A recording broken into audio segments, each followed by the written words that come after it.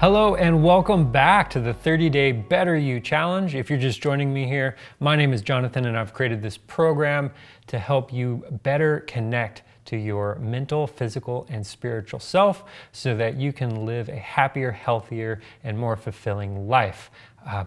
Throughout this course, I'll be introducing techniques and concepts and practices for you to incorporate into your daily life. And the idea here isn't that you do all of them all at once.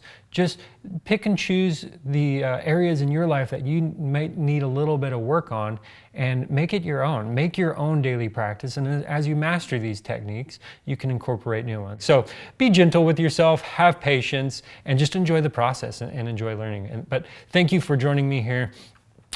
Let's jump into it. Today is day 7, and we're talking about cleanliness and hygiene. Now, I'm sure most of you take your own personal cleanliness probably pretty seriously.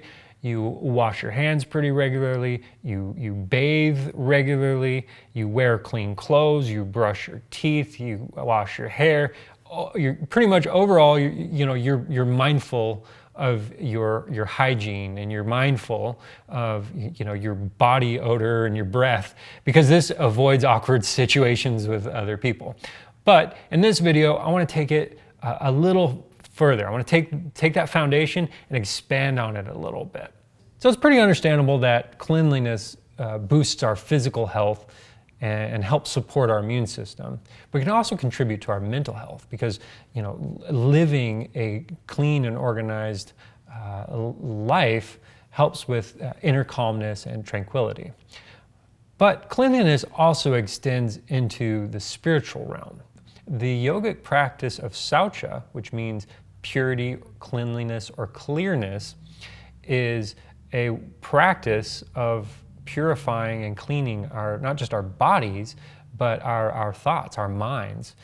In Buddhism, a great deal of emphasis goes into living a life that promotes clarity and pureness.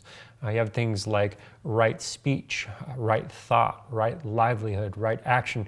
These are 4 spokes of the wheel of the eightfold path of the Buddha. And in Judeo-Christian beliefs, the Bible and the Torah are filled with guidelines and rules about how to live a healthier life. I mean, think about the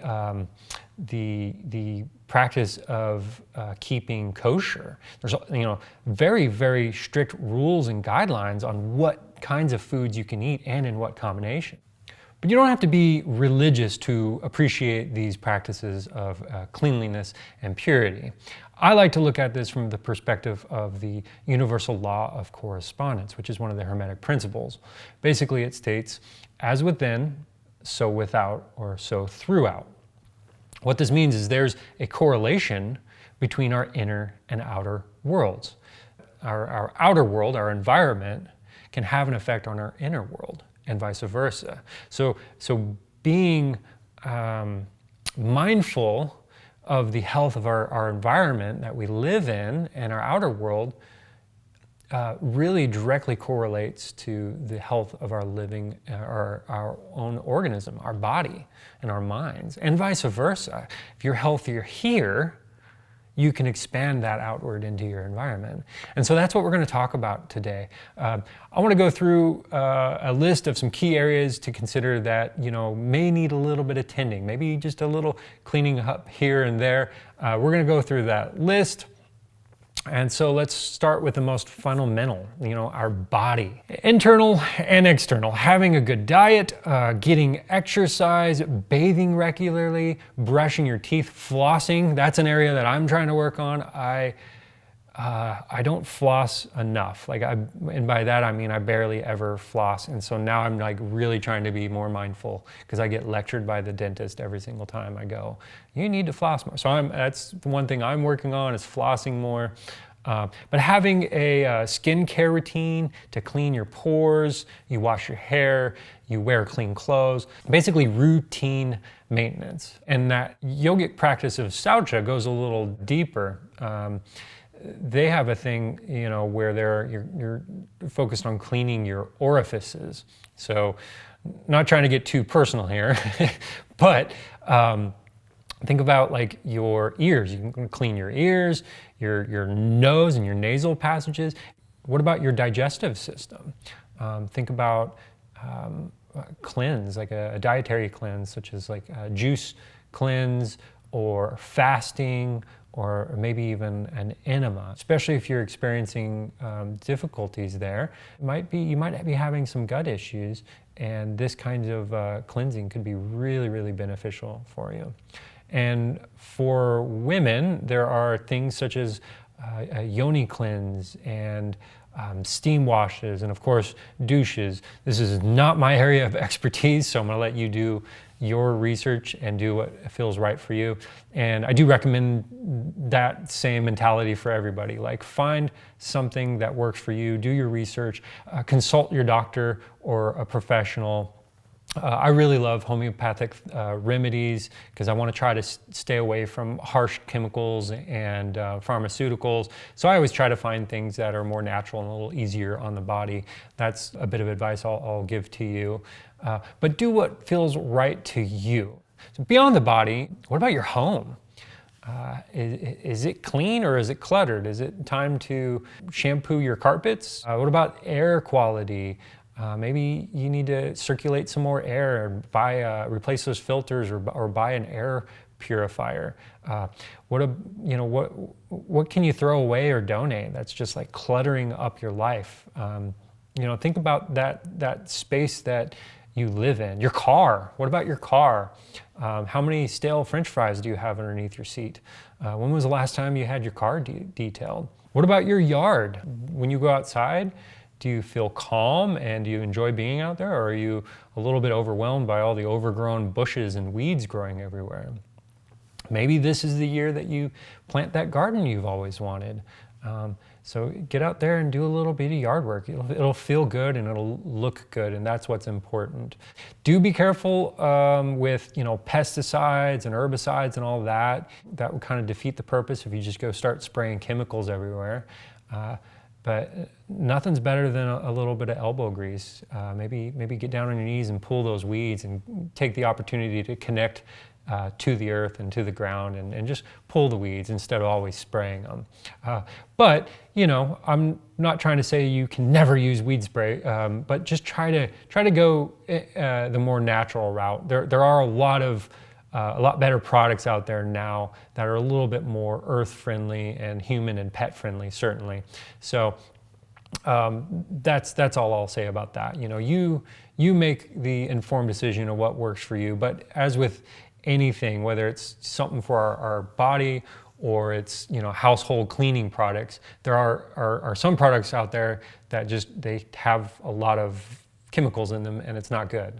They have like volatile organic compounds that basically vaporize in the air, and you're inhaling this stuff.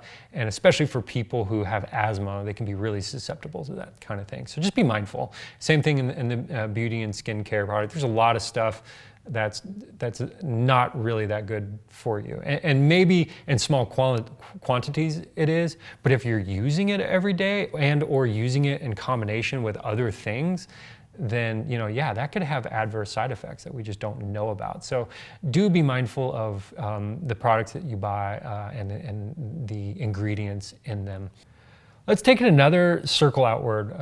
Let's go to your community. We covered the body and your immediate environment, your home and your yard and your car. Now we're talking about your community. What's stopping you from picking up the trash that you saw on your street or at the park where you like to walk your dog? So now let's bring our circle back to the internal and talk about guarding our thoughts. What's going on in our mind. Are you suffering from a lot of unhealthy, unhappy thoughts and emotions? And is it controlling your life in any way? Are you stuck in any negative self-talk? And we talked a little bit about this on episode 2 when we were talking about affirmations. So do a little work here. I love the book Untethered Soul by Michael Singer. So if you haven't checked that out, it's a fantastic book that basically deals with this, and he uses the analogy of these unwanted disturbing thoughts that we all have. They're kind of like having a roommate that lives rent-free inside our head, and they're just sitting on our couch complaining about everything all the time. And so all you have to do is just kick them out, right? Like, thoughts come and go. We don't have to hold on to them. An ignored guest quickly leaves is what a Buddhist saying. And what they mean by that is sometimes we get caught in those negative thought loops. Something bothers us or triggers us, and we just kind of go on repeat, going over and over and over in our head. The simplest thing is just know and understand that you are not your thoughts, so you don't have to identify with them. And when you notice them happening, you don't have to force them out or try not to think about it. Let them come in and let them go. And that's it, like a train going by. And then we don't get pulled and sucked into that negative thought loop or negative thought pattern. So keep clean thoughts and guard your mind. That's a lot of internal cleanliness and clearing and clarity to practice. So in closing, I hope this gives you some ideas of some areas that you can focus on, and you might actually find that doing this work is really therapeutic, and it might actually release trapped emotions, maybe that you didn't even know you had. So a lot of times when we're doing the cleanses and really focused on, like physical things, like shampooing our carpets, what we're really doing also is energy work. So there's a lot going on here. It goes a little bit deeper than, just make sure you brush your teeth and wash your face and you're good. Other things are going on, potentially. Maybe not for everybody, but it's a thing. And once you become aware of these types of things, these patterns, you kind of start seeing them everywhere. As a collective, we have a lot of energetic work to do, a lot of healing. What we're seeing with wars and environmental and humanitarian crises, global health issues and pandemics and all, these are all outer symptoms, but and that we're suffering from. But the work that needs to be done is on a soul level. It's soul level healing, personal healing. And it's never too late to start.